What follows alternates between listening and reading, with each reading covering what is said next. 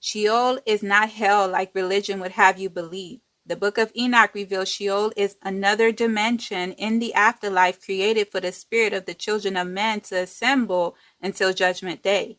As I stated before, the Most High will not put the righteous in heaven, a realm created as the final resting place for the righteous, turn around and remove the righteous out of eternity when the resurrection happens to reign with the Messiah for 1,000 years. Yeshua said, "In my Father's house there are many mansions. I will go there to prepare a place for you.